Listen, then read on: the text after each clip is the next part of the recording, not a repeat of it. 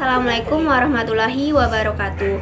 Saya Salsabila Nur Afisya dari kelas B Ilmu Politik mendapatkan tugas dari mata kuliah Dasar-Dasar Ilmu Politik, yaitu menjelaskan buku Dasar-Dasar Ilmu Politik oleh Miriam Budiarjo yang telah saya ringkas pada bagian bab 1.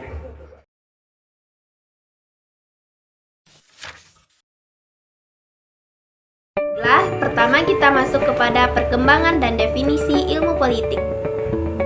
Oke, perkembangan ilmu politik dapat dilihat dari dua sisi. Sisi yang pertama, jika ilmu politik dilihat dari salah satu cabang ilmu sosial lainnya, maka ilmu politik adalah salah satu cabang yang terbaru karena ilmu politik lahir di abad ke-19 dan berkembang pesat dengan cabang-cabang yang lainnya. Nah, kita masuk ke cabang yang kedua. Jika ilmu politik dilihat dari sisi rasional, maka ilmu politik termasuk ilmu yang sangat tua. Mari kita lihat perkembangannya di berbagai negara. Oke, berikut perkembangannya.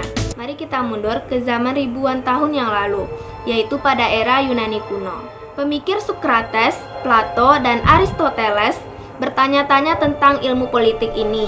Mereka bertanya-tanya, apakah ilmu ini diurus masing-masing alias individualis atau ditunjuk salah satu orang bijak yang akan mengatur tentang ilmu politik ini. Mereka terus mengumpulkan data-data dari seluruh penjuru Yunani saat itu. Akhirnya terbentuklah sistem-sistem politik pertama pada saat itu. Berikut adalah sistem-sistem politiknya. Pada akhirnya terpilihlah salah satu sistem politik pertama, yaitu demokrasi. Yang dulu demokrasi memiliki arti pemerintahan dipegang di tangan rakyat dan digunakan masing-masing alias individualis. 500 tahun setelahnya, Eropa dikuasai oleh gereja. Santo Agustinus membawa ajaran agama ke dalam ilmu politik yang lambat laun masuk ke dalam sistem pemerintahan negara. Hingga sampailah pada zaman modern yang menggabungkan antara ranah institusi dengan pemegang kekuasaan yang menggabungkan yang akhirnya terbentuklah sebuah sistem politik yang diinginkan oleh semua orang. Oke, kita masuk pada subbab yang kedua, yaitu ilmu politik sebagai ilmu pengetahuan.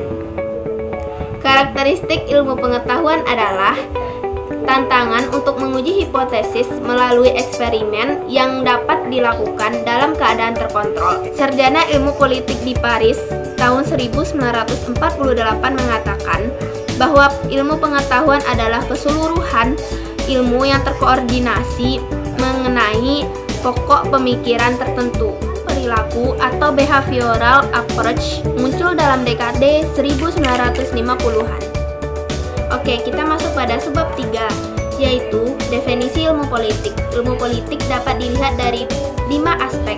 Mari kita bahas satu persatu. Oke, aspek pertama adalah negara.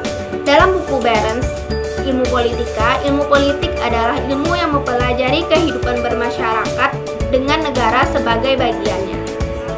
Oke, aspek kedua adalah kekuasaan.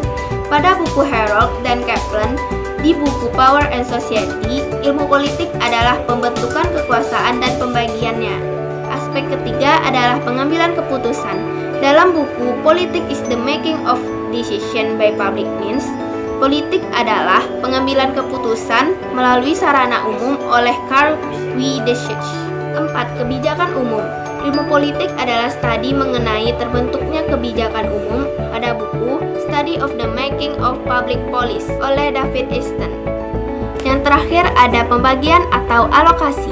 Ilmu politik adalah siapa yang mendapat apa, kapan, dan bagaimana. Pada buku Who Gets What, When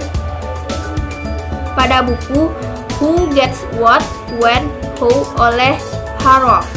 Baik, kita masuk kepada subbab keempat, yaitu bidang-bidang ilmu politik. Berikut adalah bidang-bidang ilmu politik.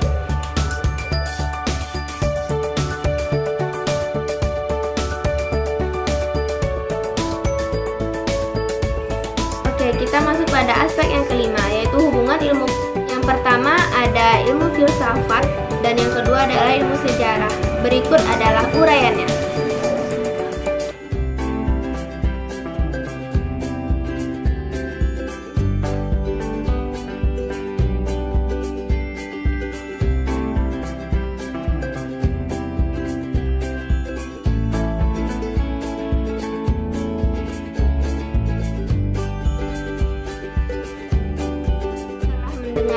Terima kasih telah mendengarkan penjelasan dari saya tentang buku Dasar-Dasar Ilmu Politik oleh Miriam Budiarjo yang telah saya ringkas. Semoga dapat dimengerti dan mudah dipahami dan mendapatkan wawasan yang lainnya. Mohon maaf bila ada salah kata. Saya Salsabila Nur Afisha. Assalamualaikum warahmatullahi wabarakatuh.